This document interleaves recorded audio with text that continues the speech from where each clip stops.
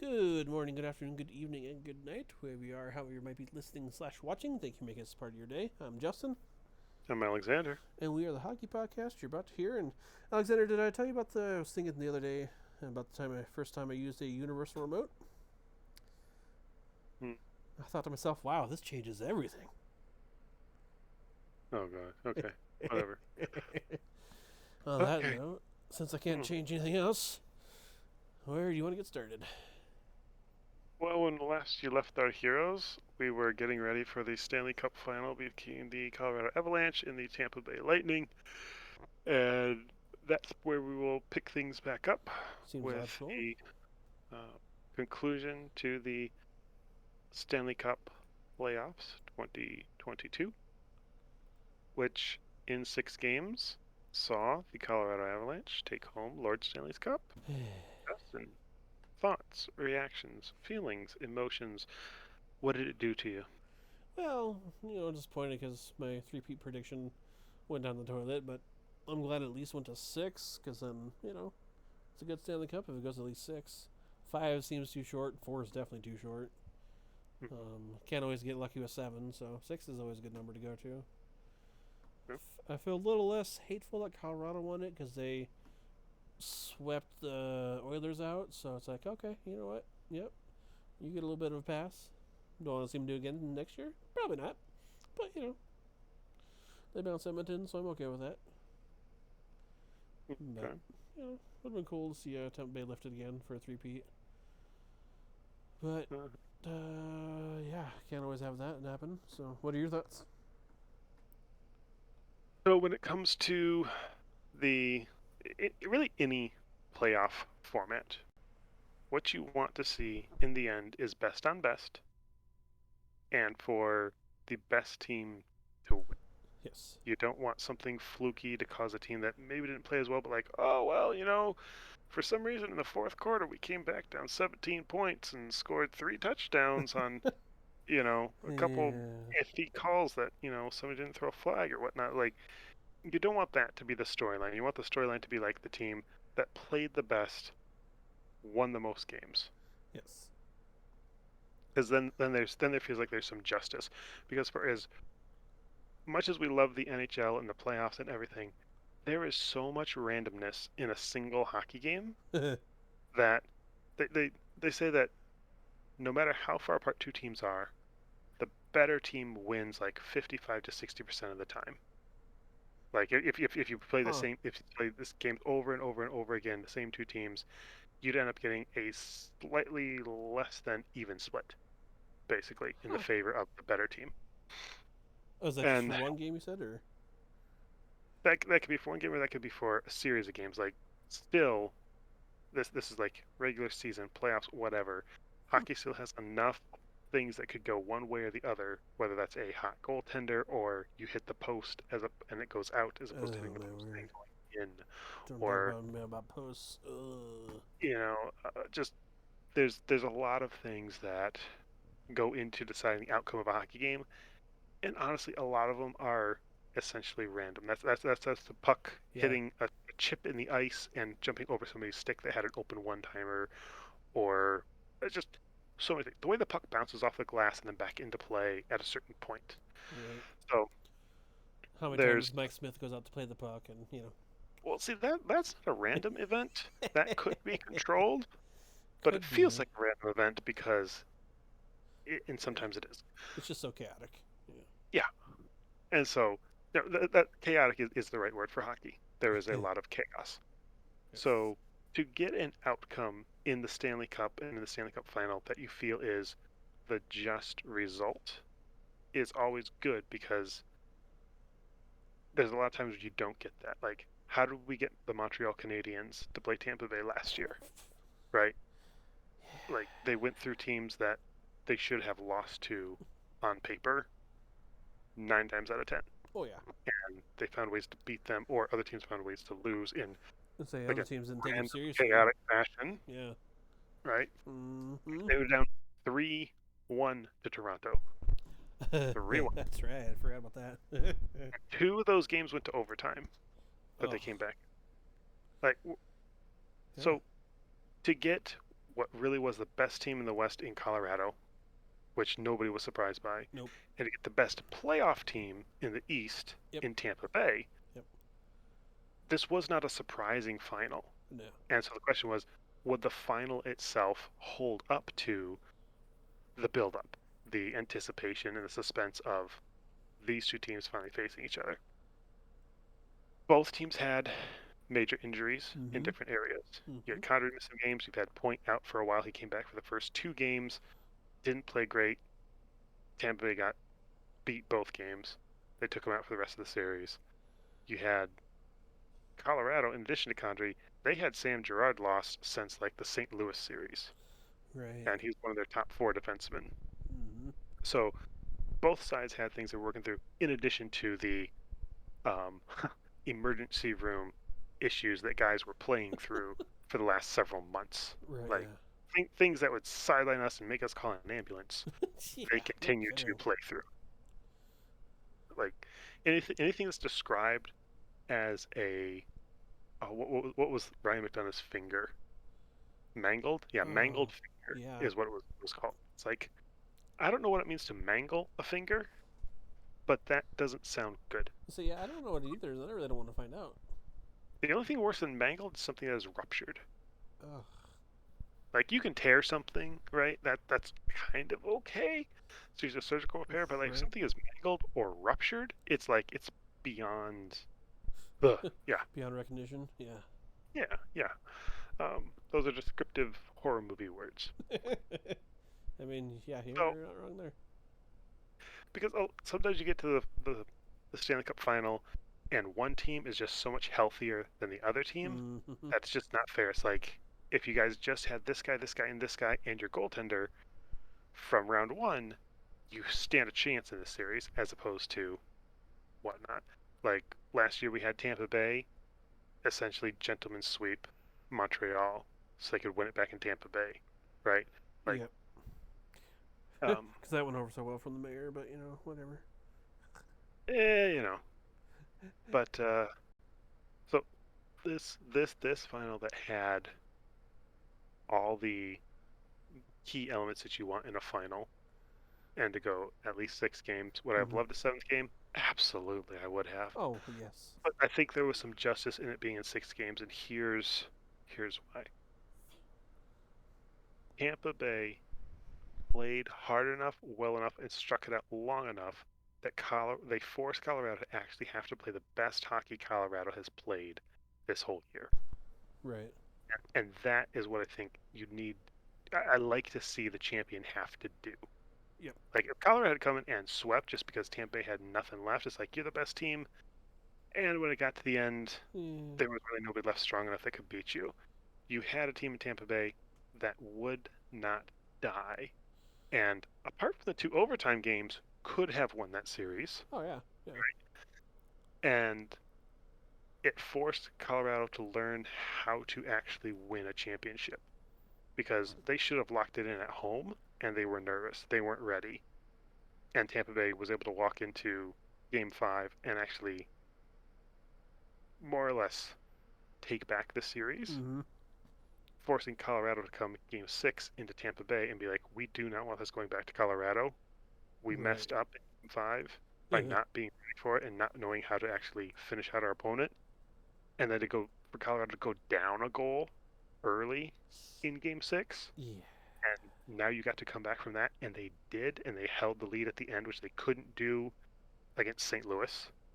They didn't know how to hold a 1-goal lead, but they figured that out through these playoffs. They grew as a unit, gained that experience, and then got to apply it in the biggest stage possible.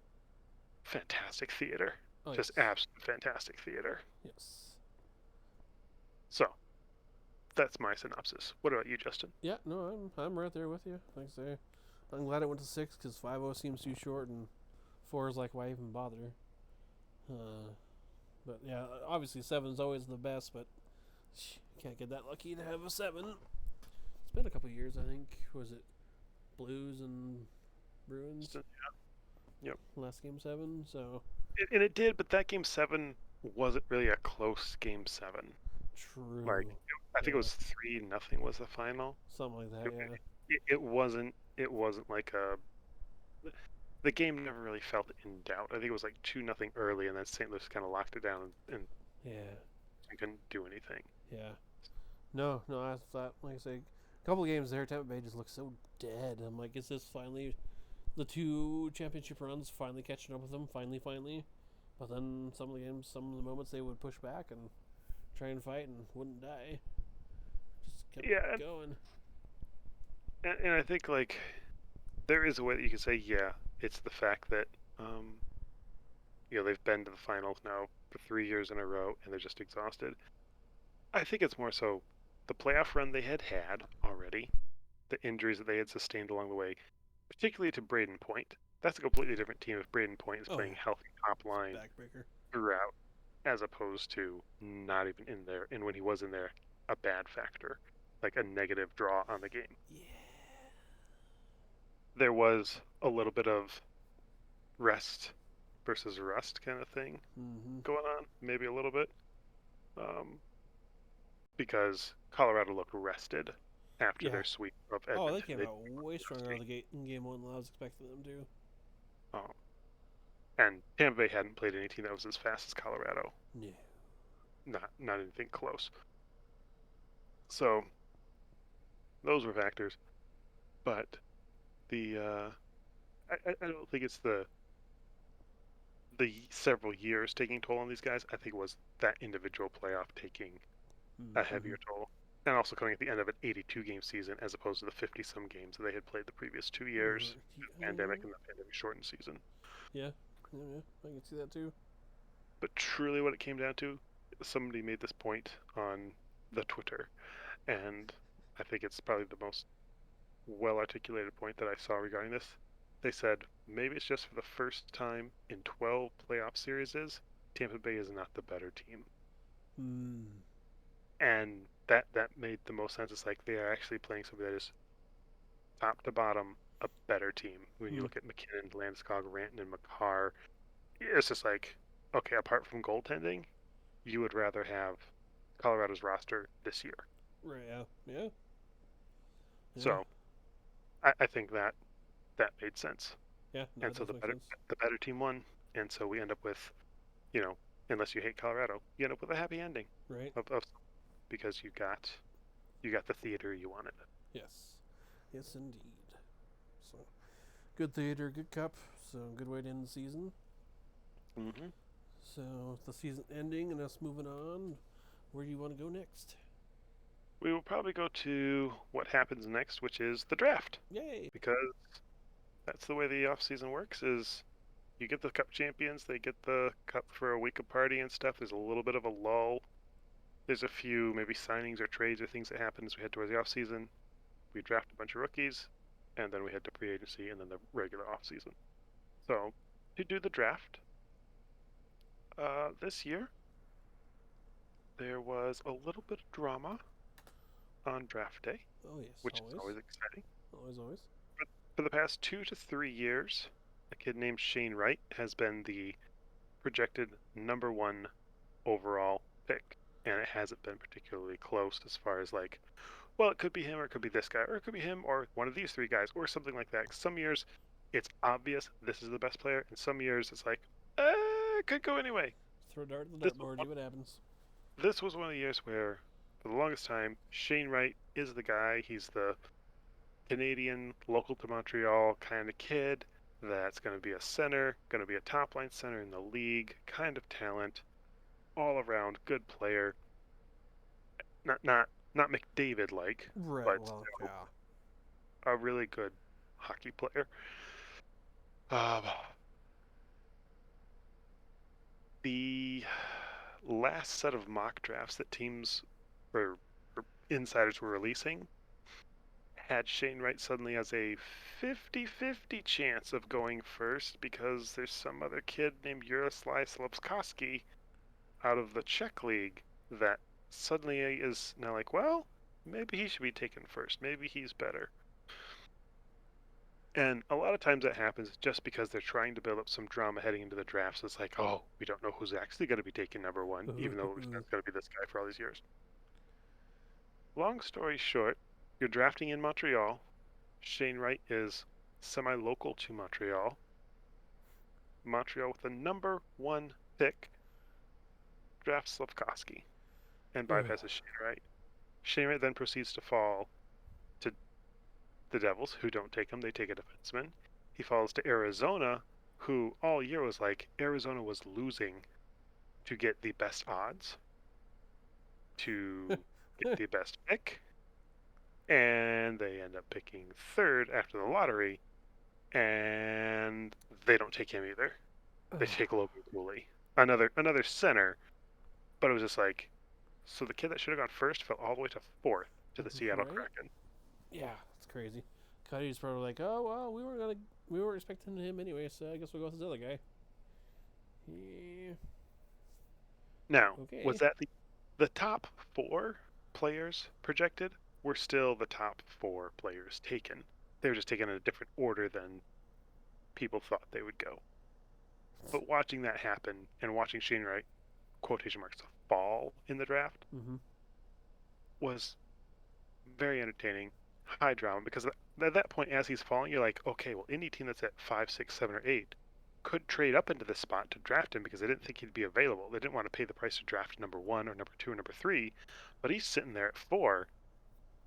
Is Seattle answering the phone if Ottawa's calling, if Detroit's calling, if, Columbus is calling? Well, in the end, nothing major like that happened as far as the draft picks go. What we did have at the draft was a number of trades, which we'll talk about trades later. Some picks were traded around, but some players were moving around at the same time as the draft was going on, which happens at the draft, Oh yeah. right? Because you got everybody there. Yeah. Might as Everybody's well. there, one big room. They've been talking about stuff like, hey, if this goes this way, we might be interested in doing this, this, or this Mm-hmm. with teams or with you particularly or whoever you're talking to. So there's a lot of fun stuff that happens. It makes the draft kind of fun because you do get a lot of league movement on that day. Mm-hmm. Actually, the 2 days. So the draft itself, entertaining. It took longer than necessary because it was in Montreal, and therefore everything was said in French than Oh yeah. English. Right. And there were 1,000 different tributes to 100 different people Uh for huh. different things. There was an unnecessary GM of the Year award given out. That is just a rigged thing now that the GMs do for each other. Right. There's it, it could have been a much shorter, much more succinct draft. And how do I know that? How do I know that? Here's why. Because the draft on Monday started at 7 and didn't get over till after 11. Ugh. It was 4 hours of coverage for drafting 32 picks. They drafted the rounds 2 through 7 in 3.5 hours the next day. So you could draft a lot faster if you wanted to. Oh yeah. It was more of a made for TV kind of event. It stretched Following the whole in the thing out. NFL's footsteps, I guess. Yeah, where it's like, oh, the first round is what matters, and then beyond that. Um, but anyway, and I understand you want to get interviews on TV with all these different guys as they're drafted and pictures taken, all that kind of stuff. It's like, Mm-hmm. this doesn't have to be this crazy long just to draft 32 players. Because each team had 3 minutes to make their pick, Hmm. but the pick would be in.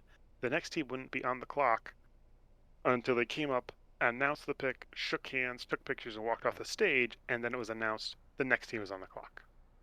So you actually had like 7 or 8 minutes between picks. Well, 7 or 8 minutes between 32 picks is a long time. Hey, that adds up pretty quick.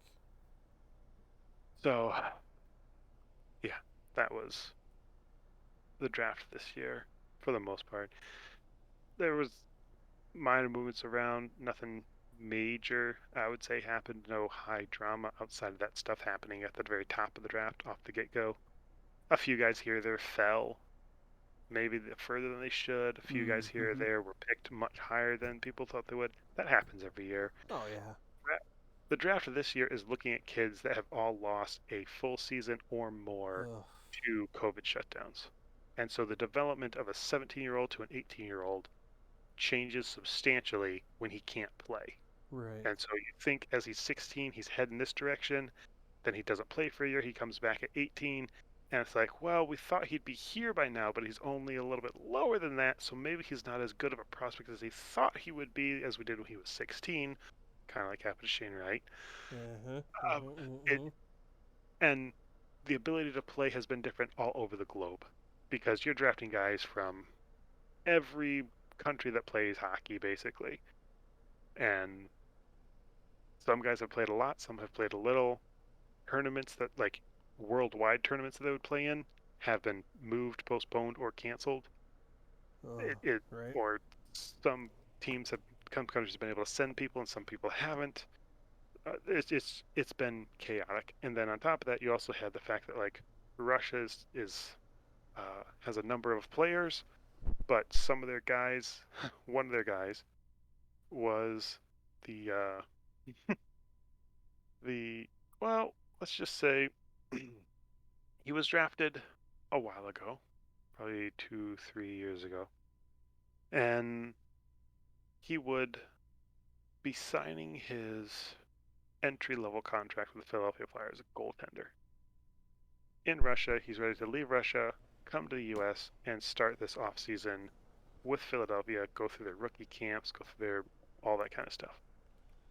And what ends up happening is he gets arrested for dodging the draft, Yeah. for dodging his military service, and then sent to the Arctic Circle, Ugh, that's rough. as if to say, we don't want you leaving this country. And I think it put a hold to some degree on drafting a bunch of Russian players this year in the Yeah. draft, or at least with your number one round picks. Right. Yeah. Okay. Later rounds, sure, those guys are probably not even going to make your team in the next 3 years anyway. They might Mm. be an AHL player 5 years from now, who knows. But that was a little bit of interesting twist to the draft, as you kind of have this international um, intrigue playing host. So that was a lot of the draft. Being a Red Wings fan, I was interested in what we were picking at 8th overall. There was a number of options. There was maybe some better options on the table than what we took, but at the same time, we all said that when they drafted Moritz Seider at Uh-huh. 6, when everybody thought he was going to go in the teens, Who? and Yeah. it's worked out pretty well. So Yeah. I'm Well I'm said. not really going to I'm not really in a position to criticize Eiserman regardless, Yeah. but certainly in this medium, he's proven that he knows what he's doing, or at least the scouts know what he's doing. Because let's be honest, while the GM makes the pick or announces the pick, Mm-hmm. the scouts are the one that have told him this guy's better than this guy, this guy's better than this guy. The GM doesn't necessarily go out and do all the scouting for that kind of stuff. Nobody's got time for that. So it's the people around you that make you look good, and that's true in every facet of life. Yes. And I Yes, only know indeed. that because I make so many other people look good. Now, that was my thoughts basically on the draft. We'll get into some of the trades and stuff when we talk trades, um, which we might do. Let's say let's just talk about some trades right now if you want. Yeah. What trades come to your mind when I talk about the ones that happen around the draft? Let's say I don't remember exactly when they happened, but I think Murray to the Maple Leafs is kind of a head scratcher for me. Um, But I mean, makes sense for Ottawa. yeah. So that one happened. Um, one. So right around draft day, I think it was the day of the draft. Yeah. The um, that was the day after the draft. Yeah, I can't remember all that time. Just kind of runs together Yeah, for me. yeah. It was Friday before the draft started. So the draft started at like 11 o'clock Friday morning. The rounds 2 through 7, and so this all Right. happened at like 10 o'clock. Um, the goaltending market this offseason has probably like 8 to 10 good goaltenders, Mm-hmm. good in quotation marks, but about 12 to 15 teams that need a good goaltender. Right. So somebody was going to get caught holding the bag here at some point.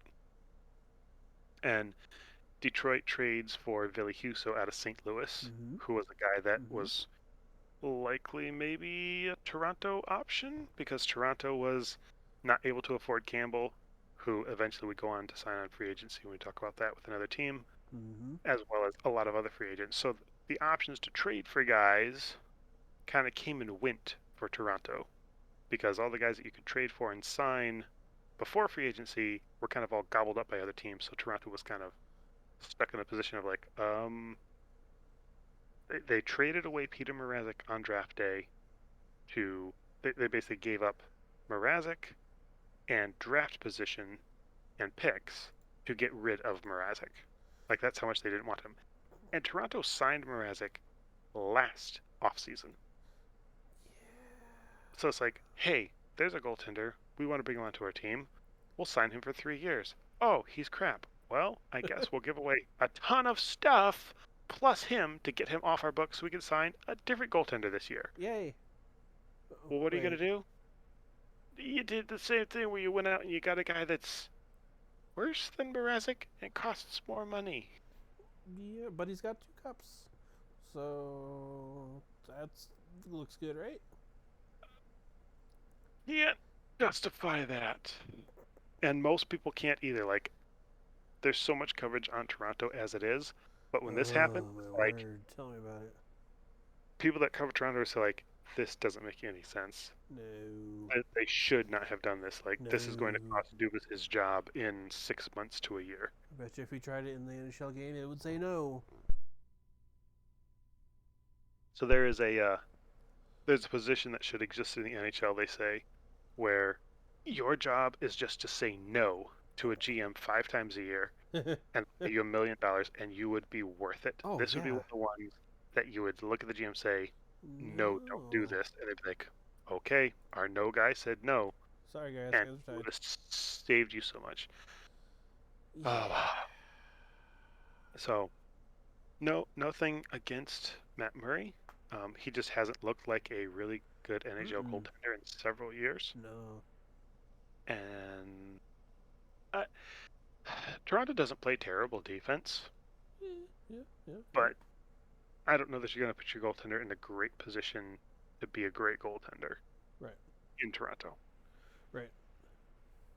That's my feeling. Maybe they'll commit more to defense this year, being like, well, we have Matt Murray, but he's going to need a little bit more help than what we gave Jack Campbell. Yeah.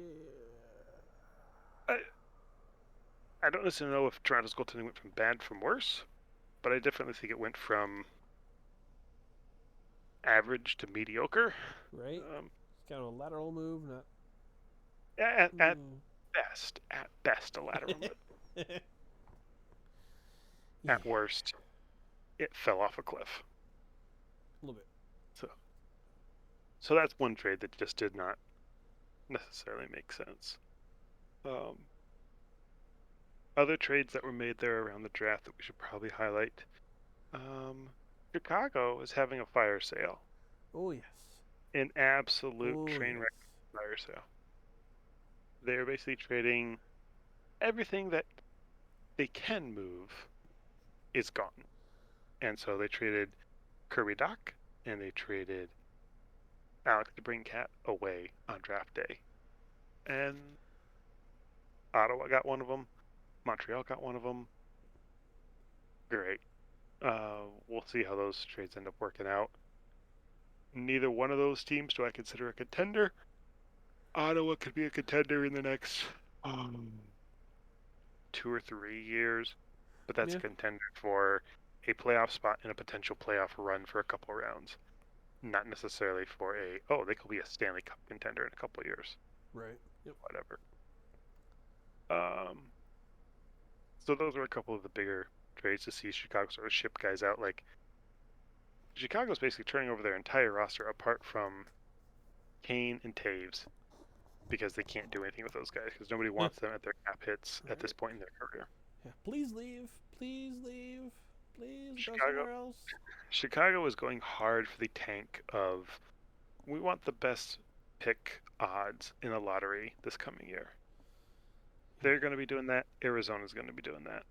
We'll see who races at the bottom better.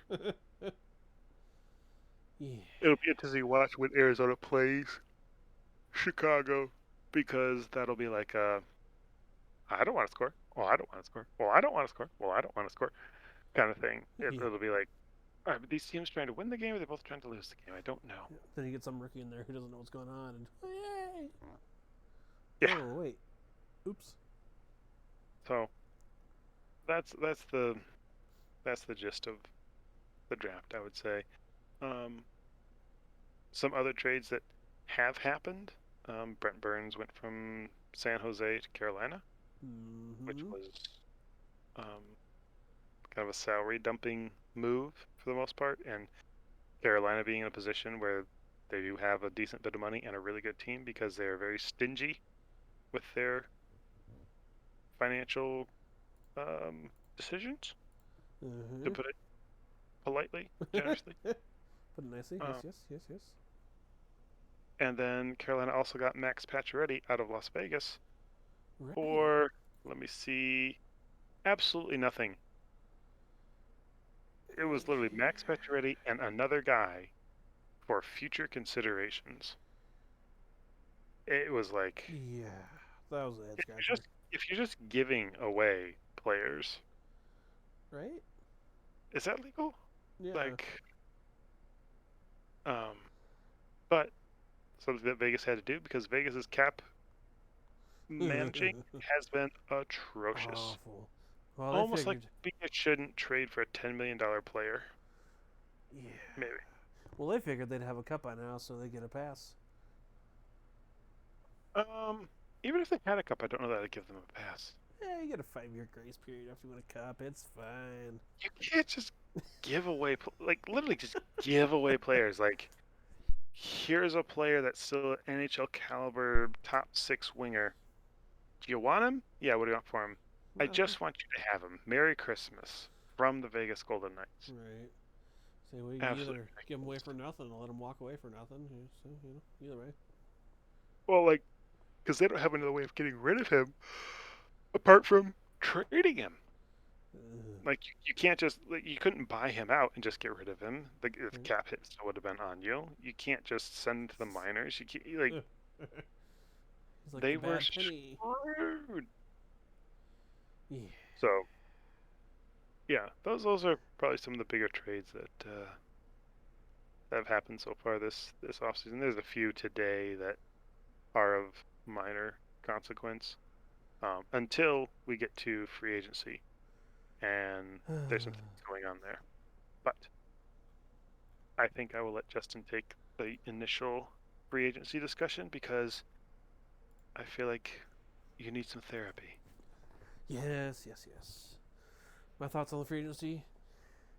I'll say it again. I just said it. I'll say it again. Johnny Gaudreau signing with Columbus. What? Okay. I mean, hearing some more backstory kind of makes sense, but Columbus? What? Okay. Sure. Because they didn't make the playoffs at all last year, right? No. Yeah, I didn't think so. So it's like, I mean, I guess, from what I heard, he wants to be closer to family. He wants to take care of his family. He's only like 8 hours away ish, which is pretty close from going from how long would it take from Calgary to get to wherever his family is. But 8 hours is pretty good. So I definitely get that from like a family standpoint. From a hockey standpoint, Columbus? What? Okay, sure. I didn't figure he'd go to Philly because I could not see him playing for Torts. Like, not even close. No way. I didn't figure he'd go to New Jersey because they're still a ways away, but then he went to Columbus, so it's like, what? At least he's in the East, though, so don't have to play him 3 or 4 times a year. Just the once, or just the twice. Once at home. But, yeah, yeah. The longer it went, the more it's like, hey, he's not coming back. He's not coming back. Oh, nope, he's really not coming back.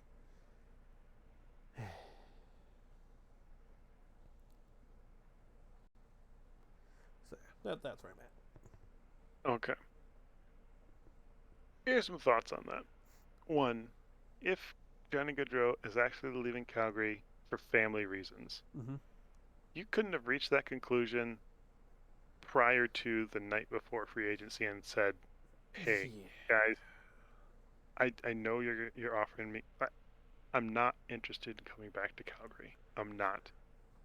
Gives them a chance, Calgary, a chance to trade his rights for something Yep. to a team that can sign Johnny Gaudreau to an 8-year deal, Yeah, that would have right? been nice. Yeah. You could have done a sign and trade and given yourself. You probably would have got a first round pick, honestly, for the rights to Oh Johnny yeah. Gaudreau before free agency opened up, Yeah. if there had been that kind of communication.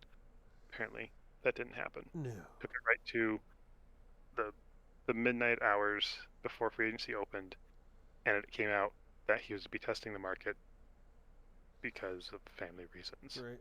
So nobody's gonna trade from then anyway. Oh no, I'll just wait 24 hours and see if I can get him on my own. Yeah. Or 12 hours at that point. Shoot. And then you had here's let's talk tampering for a minute. Uh, Tampering is when you talk to people that you're not supposed to talk to until you're allowed to talk to them. Uh-huh. Teams get around tampering a lot of creative ways of like they talk to an agent like say you had a somebody in your repertoire of representation that was I don't know maybe like a 40 goal scorer that Mm-hmm. was probably ages late 20s. Um, we would probably offer somebody like that this much money for this much term if you had somebody like that. Mm-hmm. Um, Mm-hmm. and you think, oh well, okay, thanks Yeah. guys, Yeah. and then that guy goes to one of his players that fits that category Mm-hmm. and says, hey, we think on the open market in this particular city, you could probably get this much for this long. Is that something you'd be interested in? Um, yeah, but I think I'd probably rather have this much for this long. Oh, okay. Yeah.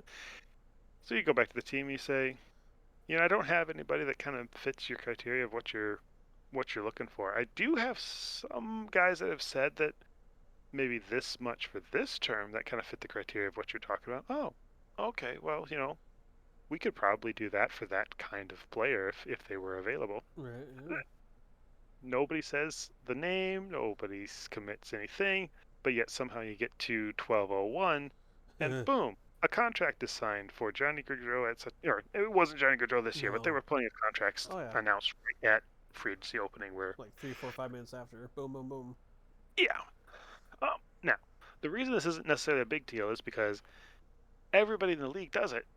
So it's not like, oh, well, there's these 5 or 6 teams that get away with this and nobody does anything about it. Yeah. It's everybody does it. Also, you don't know who was given permission by different teams to talk to their guys. Because a team at any point could give permission to another team and say, Oh right. Yeah. Yeah. hey, can we talk to this guy? He's going to be a free agent. We know you're not going to re-sign him. We'd like a chance to talk to his agent. Yep. They say, sure, go ahead. And they work all this stuff out several days beforehand and they can announce. But it's like, well, that's tampering. I don't know if there's rules as far as if you give permission to one team, you have to give permission to all teams, or if one team can call you and say, "Hey, Hmm. we'd like to talk to this guy," and be like, you can talk to him. We already said no to Boston, New York, Yeah. but you're in Philadelphia, and we're okay with Philadelphia talking to him. I don't know how that works. Probably some weird loophole for that too. I'm sure, but who knows? Either way, I feel like it's not that big of a deal. I don't feel like there's teams that will never get anywhere in the NHL because they don't try to tamper. Right. I think it's it's a non-factor. Yep. Now, here is what does affect is you take somebody like a Johnny Gaudreau or a Nazem Kadri or a Kleinberg or any of the big names that we're going to talk about. To fit their number into your organization, you need to have some other things figured out before you can offer them the full contract that they're going to be looking for. Which is Mm-hmm. why Gaudreau didn't have a contract right away at noon when things opened up. Right. Kadri, as of this recording, Saturday night, here 72 hours post trade deadline, still hasn't signed anywhere because teams need to see for sure, okay, if we sign this guy to this guy to this, and this guy to this, that leaves us this much space, and this is what we can offer you, big name agent. Right. Um, or we don't have as much as you're looking to get right now. We're still trying to trade away some more cap space. Mm, If you can wait till noon tomorrow, we think we can trade this third defenseman that we have to free up some space, and then we can actually make you a legal offer that we could actually sign. right. Those kind of things. So that's why Johnny Gaudreau didn't get signed till the evening of free agency day. Like all the insiders had gone home. It was everything was off the air, and then it's this Twitter announcement from Elliot Friedman, and Surprise. things go bananas Oh, yeah. because it's like, why did he go to Columbus? Um, and I, I I saw somebody post something of like, it's like Johnny to his agent, and then he's like, hey, we can't get you into Philadelphia or New Jersey or New York, but we can get you into call. Yes, I want to go there. Umbus. Oh, crud. What have I done? Um, What have I yeah. done? Uh, Yeah. oh, um, lots of jokes and stuff that happened, but and apparently there's a town called Columbus just outside of Philadelphia, and somebody posted like the screen cap of a map and be like, maybe he thought it was this Columbus. Right? Um, Yeah. but 'Cause I saw a post anyway, about how he's always scared of the cannons. And he's like, oh, I want to send him off as much as I can. And somebody commented, he's like, yeah, every time he played in Columbus, you can see him like visibly flinch every time the cannons went off. So good luck with that. oh, now I will hypothesize this. Mm-hmm. Not every player is motivated by money. Right. Not every player is motivated by family. Not everybody's motivated by weather, like maybe we think they should be or would be. Mm-hmm. What I do think some players are motivated by is public pressure and persona. Some guys want to go play in New York and in Right. Los Angeles for the big lights and the big name and the other opportunities they have. Some guys are happy going and playing in Dallas or Columbus Mm-hmm. because it's like, you know what? You're not the main thing. In Right. Columbus, Johnny Gaudreau will not be the most popular athlete in Columbus. You know why? Because the Right. Ohio State football team plays in Columbus. Yeah. And those guys will be more recognized than anybody else. Oh, yeah. Which is insane, but here we are. Yeah. So maybe after being an American kid, drafted into a Canadian market, put his 8 years in Calgary as the guy, right? For the longest time in Mm-hmm. Calgary, when you think of Calgary, the first name you think of is typically Johnny Gaudreau, Yep. face of the franchise. Maybe he doesn't want to be that big of a name in that light. And like if you go to Philadelphia, it's like, hey, you're Oh. here, Oh. you boy came home, you're the story now. Here's a dozen different news pieces every week on Johnny Gaudreau coming home, or The New savior, Jersey, John or New Giroux. York, Yeah. or wherever he could have gone right on the East Coast in the main media market. Mm-hmm. You can kind of hide in Columbus. Oh, yeah. Yeah, no, that part definitely makes sense about that You're for not going to sure. have as many nationally televised games. You're not going to have as many major pundits at your games. You can make a lot of money in an easier environment. Some guys might be motivated by that. Yeah, I know I would be. And that's fine. Yeah. That's absolutely fine. He made a professional decision that was his to make, Yep. and he made it. I don't fault him for anything. No. Maybe the only thing I fault him for is like let your team know a little bit Yeah. before midnight that you're not coming back. Yeah, he did kind of leave Calgary hanging, but I wonder if he just kind of kept going back and forth and back and forth and back and forth on it. But So, so I can definitely see where Calgary and Calgary fans feel a little bit slighted by it because it's like, not only did you leave us, you left us without saying goodbye, right? yeah, I love Calgary. I'd love to play here forever. Leaves. Mm. Yeah, yeah. Um, so that's Goodrow to Columbus. Columbus had, um, it was interesting because Columbus signed, they had their free agency, midday, they had their press availability where basically once a team is kind of done signing free agents, they offer up the GM to Mm-hmm. talk to the media about what they did or didn't do and whatnot. That's kind of like the last media availability the GM will have until like training camps start in September Right. Okay. Mm-hmm. because they've gone through their draft, they've gone through their free agency, main part of signing. And it's like, okay, Jarmo Kekalainen for Columbus had his media availability and did an hour talking about things that they were doing and whatnot, and then goes back to his office, and now they're suddenly involved seriously in Johnny Gaudreau. It's like he thought he was done. Yeah. He thought they'd made all their moves. It was like, so this came about very late in the day from a number of standpoints. It Right. makes it an interesting story. Yeah, and I have to say, I remember him being too like, wait, you really want to come here? Like, really? Like, you're Yeah. serious? Like, Columbus, right? Oh, Mm. yeah, yeah. Let's make this happen. We're here, right? Which I mean, I don't blame him either. That kind of came out of left field for Columbus. Now, do I think that Johnny Gaudreau's gonna win a Stanley Cup in Columbus? No, I do not. no, I do I not. don't. Now, do I think in maybe 5 years he gets traded at a trade deadline to a contender for a couple first round picks? Maybe. Could be, could be. Yeah. There's a lot of different things that happen. Does he get traded in 2 years to somebody else because he did only sign a 9.25 million or $75 million contract? Mm-hmm. Like when the cap jumps, there is going to be Oh a yeah. massive amount of movement because teams are going to be like, hey, suddenly we have 5 million more cap space next year that we didn't have this year. Yeah, we can trade for Johnny Gaudreau. We can fit his $10 million into our cap Oh, now because easy. we had space, a little bit of space before, and now we have a ton of space, as does everybody else. So that will be for trades and for free agency when that year happens, which should be coming in 2 years. So maybe he hangs out in Columbus a bit, and then when Philadelphia's turned the corner, or New Ooh. Jersey is like, hey, we made it to the second round of the playoffs, we need a Johnny Gaudreau, I think New Jersey's more then maybe likely. yeah, there's there'll be more options at that point. Oh, Just because a player goes somewhere and signs a contract there doesn't mean they spend the whole time there.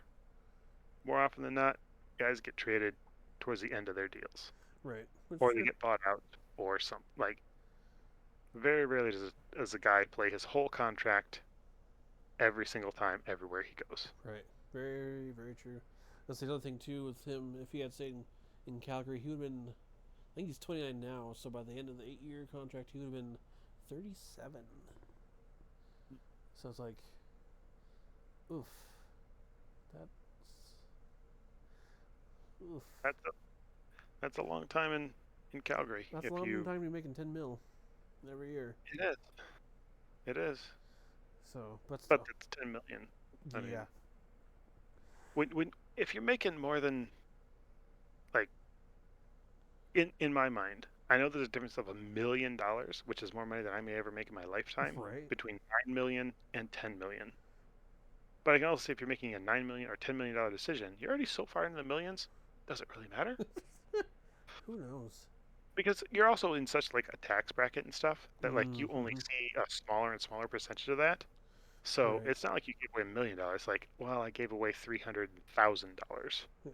Which, because that's well, $300,000 a year. yeah. Oof. Um, Man, I wish I could give away $300,000 a year. Gee. yeah. So that was the biggest signing of the day, the biggest surprise of Mm-hmm. free agency. There were a few other things that happened since we talked Calgary. Is there anything more on Calgary you would like to discuss before we move on to other teams and players? I don't think so. I mean, then I kind of hope they lock up Kachuk for a while, but Kachuk's gonna Kachuk and do whatever he wants. So Mm-hmm. we'll see what happens. Uh, I'm going to move on to Detroit Ooh, because I please really do. want to talk about Detroit. Me too. I mean, anything in So, Calgary. So basically, what has happened since we last recorded is Detroit did find a coach. They wanted Derek Lalone out of Tampa Bay, mm-hmm. one of the John Cooper tree, somebody that Yzerman is fairly familiar with because this is a very common thing for Steve Yzerman to bring in guys that he knows either from his playing days or from his GMing days in Tampa Bay. Mm-hmm. most of his stuff is made up of familiar people. This is no exception. So that's great. I'm I'm fine with the hire. Again, I don't have any authority to raise my hand at anything he does, but if I did, I'm fine with the hire. Anything better than the last guy, right? Uh, I think I was more excited by the firing of Blashill than I was by the hiring of Lalone. Yep, that's If kind of if that's if kind of if was thinking. that's fair. Yep. Um, so we're going. Detroit's been in a rebuild for 5, 6, 7 years now. They didn't know they were in a rebuild in the first couple years, even though they kind of were. Right. And then when Yzerman got there, now that it's his rebuild, we're only into 3 years of the Yzerman rebuild. So Yes. Ken Holland was kind of starting the rebuild, and then Yzerman came in and said, "This is how we're going to rebuild," Yeah. and changed everything and reset the timeline. So we're only into 3 years of that rebuild, and it takes a while to rebuild. It's a Oh yes. 5 to 10 year process to rebuild, depending on Unless you're what you start with. Colorado or the Rangers, whatever. Unless you win draft lotteries and move up, or you draft amazing players at the spots that you do get. Like Mm-hmm. if you can hit home runs with your first pick, in 3 to 10 spot year after year, that shortens a rebuild as well. But winning the lottery and getting number one and number two picks like New Jersey or the Rangers, Mm-hmm. that also shortens the rebuild. Oh yeah. Detroit has not had such luck. No. We're the guys getting jumped by the Rangers and the Devils, and I don't really want to talk about it anymore. Nah. For this offseason, Detroit has been categorically bad for the last 2 years. Oh yes. Actually, the last 3 years. The season was shortened by the pandemic in 1920 was they were heading for potentially like the worst, certainly cap era finish of any team, points wise. They were going to give a run to the Avalanche's 48 points in 82 games. Oh. They were on pace for something south of that. And the pandemic saved them from that investment. So that was a tough year. The year after that was a tough year. This year had some growth. Some Cider, some Raymond, some Bertuzzi, some Verana, some Larkin. Some growth, some good things, some more wins, some respectability, and then it all kind of fizzled towards the end of the season, as is wont to do. This was going to be a big question mark year in the offseason of, does Yzerman want another year of that, of painful play, high draft pick, because Connor Bedard is the number one pick. That is, for as much as Shane Wright was the number one consensus for years prior leading up to his draft, Bedard has been that as long or even before Shane Wright. Like, this kid's the McDavid level prospect. And there's a lot of teams that want to tank for Bedard, which is one way of trying to do things that works for one team and fails miserably for the 3 or 4 teams that didn't work out for. Right? Yeah. Now, this offseason was, the question mark is, how much longer does Yzerman want to lose to get enough pieces to make to turn the rebuild around? Or was this a season where it's like, I think we're ready to start taking this rebuild towards the winning side of things and building a winner as opposed to tearing down a loser? Right. Free agent draft day, or free agency day, told you everything you needed to know about where he's at mentally with this team, and that is, the way we suck right now is no longer acceptable by any stretch of the imagination. Because he went out and he got everybody he could for the numbers that he wanted. He brought in 2 or 3 defensemen, 3 or 4 forwards, traded for a goaltender. The new faces in Detroit this year, all of them, I would say, are upgrades from their predecessors. That is they, as far as like projecting wins, because teams will project their wins, or sports books will project wins, Mhm. or analytic guys will project wins or points or probabilities or whatever. After free agency day ended and Eisman had signed 6 guys, Gee. they jumped from like a 72-point expectation to like a 94-point expectation. Like it Ooh. moved them from draft lottery likely odds to potential playoff team That's quite the flip. with 1 day of signing. He got Andrew Kopp, Shoo. he got Dominic Kubalik, he got David Perron, he got Ben Sherratt, got Oli Mata, like traded for Billy Huso earlier and then signed him to an extension. Mm-hmm. Did a lot of moves. Like, other than Ottawa, which we could talk about, other than Ottawa, he made the most improvements of any team this offseason. The most significant improvements of any team this offseason. Detroit is now in a position where it's like, so are we gonna have to like trade some of the guys on this roster to make spots for the guys we just signed? Like that kind of thing. Right. Um, when Eisenman decides that he's done being a bad team, he had the money, the flexibility, and the market to do whatever he wanted, and he did. Right. It was very, very impressive. As like I think I would be impressed even if I wasn't a Red Wings fan. If this was Oh another yeah. GM Yeah. that had a day that did all this stuff, like Pierre Dorion in Ottawa, I was impressed with the things that he's done this Right. offseason. It's almost like even though Eugene Melnick passed away, they haven't really changed ownership per se, but Pierre Dorion doesn't seem to have as much red tape he has to go through or anybody keeping him Mm-hmm. from making good hockey decisions. Mm-hmm. He's just going nuts on making trades and signing players and getting good draft picks and trading things around and like building a much better Ottawa team, Oh yeah. which is interesting because Detroit and Ottawa are in the same freaking division fighting for the same freaking playoff spot that we're hoping Boston's giving up by being bad this year. Ugh. Whenever they decide to be bad. There's like we get Tampa Bay, Florida, you're at the top. Yep. We can't get around that. Yep. Toronto, you're also there. So there's 3 teams Oof. in our division that are better than everybody else by a mile. But there's a wild card spot available, Oh yeah. and we need to go get that. And maybe this year we do. But then also Maybe. maybe Ottawa does, and maybe Boston doesn't suck as much as they thought we did because It's Boston. they they changed coaches and have brought some guys back and signed some guys to where it's like, well, maybe they're not going to be bad this year. I don't know. It's hard to say. Nice. So that's where my Red Wings are at. Nice. It's exciting to see your team do something. Yes. Whether that's like if you're in Chicago and you're watching Kyle Davidson sell the farm, that's at least entertaining. Of like, wow, look at all the stuff we got for this player. Wow, look at all the stuff we got for this player.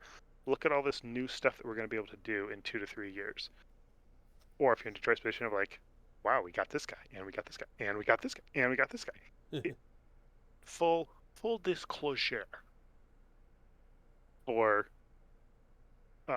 trade deadline day. I took that day off work because I knew my phone would be popping with Twitter like crazy Oh yeah. with trades. And because I knew that Detroit had a number of guys that we might be able to trade away. And in the end, we only made like 2 minor trades. It wasn't crazy. But we get to looking at July and being like, well, 13th of July, it's a Wednesday. It's a week after the 4th of July. I could take it off. Oh, my wife has an appointment for her dog on that day, and it would be really helpful if Uh-huh. Hey, I that stayed kind of worked home with the out. girl sheep. Why don't I Yeah. just take that day off? Yeah. So, of all the free agency days to take off, I ended up taking off the one that had Detroit busting Twitter every 20, 30 minutes with another, like, hearing Detroit signing so and so. Rumor is that this guy's signing in Detroit for this much. Red Wings announced that they have signed so and so. We were signing guys left and right from noon on, and it was amazing because I was able to see it all. Yes. It worked out very, very well for me. I was very quite happy. Still am, actually. It was a very, very fun time. Oh yes. So, That's Detroit. So I might be living vicariously through Detroit, depending on how Calgary does this year, and how Detroit does this year. We'll see what happens. Yeah. We'll see what happens. Um. So that's our team-specific free agency. One with a sad heartbreak of a loss. The Mm-hmm. other with Mm-hmm. the gaining of many pieces and optimistic hope for the future. Yes, Let's yes. talk about anything else in free agency that you would like to, Justin. Um, I guess some of the goalies going. Like you said, Soupy went to Edmonton, so we'll see how that works Mhm. out for him. And That is a make or break for the GM. oh Either that's going to work yes, out and Ken Holland's going to be there, or it's going to go badly along with Evander Kane, and they're going to lose McDavid. He's going to demand a trade in 2 years right. when Or just these walk two away. guys don't work out. Or just be like, I'm just going to hit free agency when I turn Yep. 29, See ya. and I'm going to go where I can be. Yep. Yeah. Be interesting to see how Okay. that plays out. And then Darcy Kemper going to the Capitals. Yeah. Yeah. It's I think he got overpaid. Probably.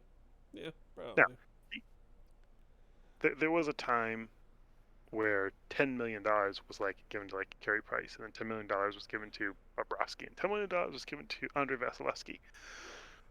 What's interesting is there's no goaltenders really outside of like the $6 million range. Right. Yep. Everybody's like 4, 5, or 6, I say. or there's the tens. Pretty sure There's no, Markstrom's right at 6. yeah, he's I think it was a 6x6 when he signed. Yeah. There's no goaltenders in like the sevens, the eights, Huh. or the nines. Weird. It is weird.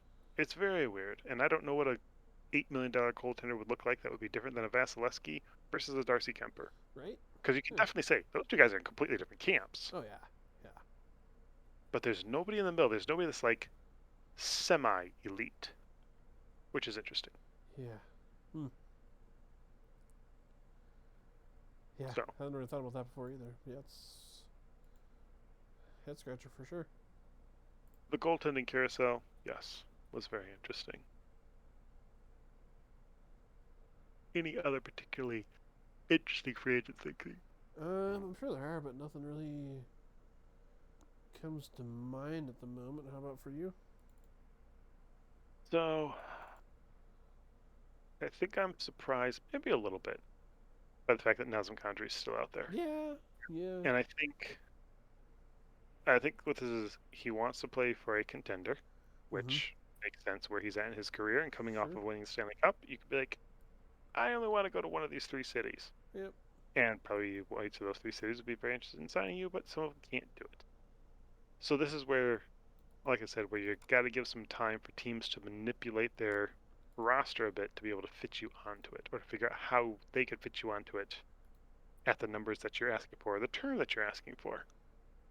I think there's also a possibility that he goes back to Colorado. He tries the market, and it's like, hey, I can't get the 8x6 that I'm looking for.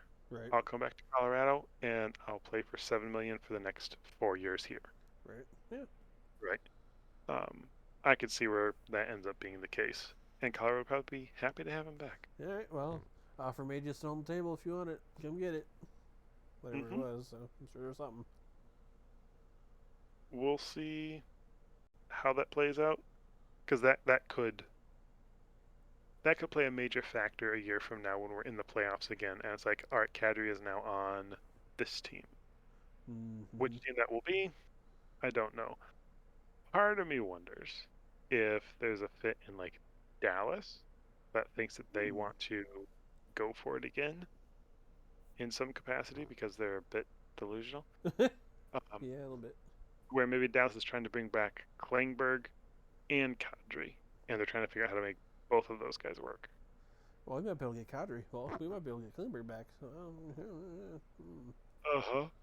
so I know. Listening to 31 Thoughts, they thought Klingberg might be the ending situation for Detroit, which, eh.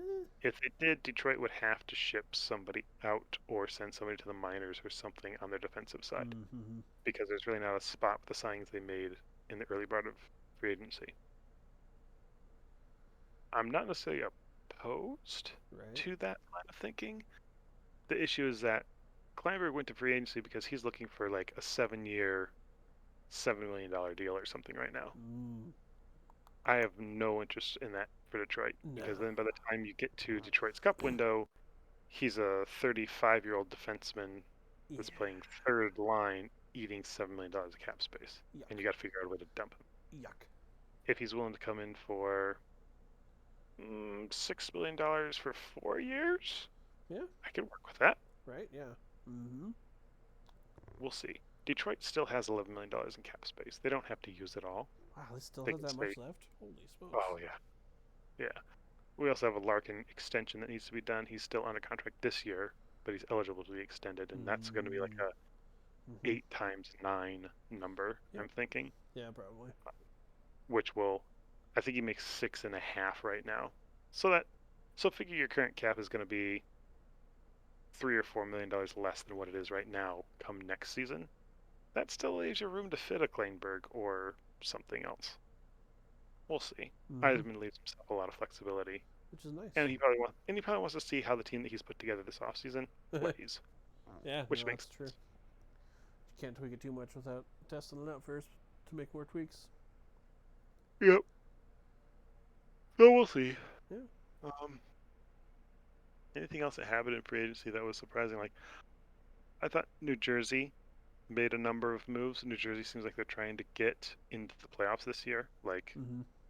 I think they wanted to last year, and then Jack Hughes got hurt, and they Yeah. realized they didn't have goaltending, and yada yada yada yada. Mm-hmm. They've made some moves this season that are interesting. One, PK Subban is a free agent now because his Finally. contract is up. So all Fun. the money that they were paying him is now available to pay to somebody that's not Ooh. PK Subban. Nice. Nice. So Nice. they got Andre Palat, which Yeah. I think they got him at a decent number. I think it was 5 by 6, so 5 years for $6 million. I don't think that was terrible. Yeah. Uh, Tampa Bay, Tampa Bay, the cap just doesn't apply to Tampa Bay because they signed 3 of their guys to 8-year contracts. Yeah. Now, a couple of those are extensions that kick in next year, so they don't necessarily have to worry about them this year, but at least But like they're still. locked in. But they're still going to be a pretty good team this year. Oh yeah. And this part of the one is like when the cap goes up that 1 year where the cap jumps, it's like Tampa Bay will have found a way to sneak through the whole flat cap area and stay competitive, and then the cap will jump and be like, oh, yep, now we're just fine. Sweet. We You know, made it. We made it. all these guys, we signed the 8-year deals. We snuck it out the last 2 years, dinking and dodging over here, Phew. and we still have Point and Palat and Sorelli and Cernak and Hedman all Mm-hmm. signed for the next 3 or 4 years at their current cap hits, and then now the cap is $95 million, and we can fit another player or two underneath that. Yes. I don't know. We'll see. They have a core locked up in Tampa Bay right now that is substantial, Yes. Oh yes. very substantial. So good on them. You know, Oh, they're being run well. oh yeah. I think that's everything that my mind can think of off the top of my head Yeah. for free agency. Um, any interesting stories of like Claude Giroux going to Ottawa, where he's from quotation marks. Ottawa making moves to try and be better. There's a thought that some of those things are linked. Of like Giroux was like, I'll come to Ottawa, but I don't want to come there and be bad for 3 years. Yeah. So I was like, okay, then we need to start getting pieces to attract Claude Mm-hmm. Giroux. Mm-hmm. So that's fine.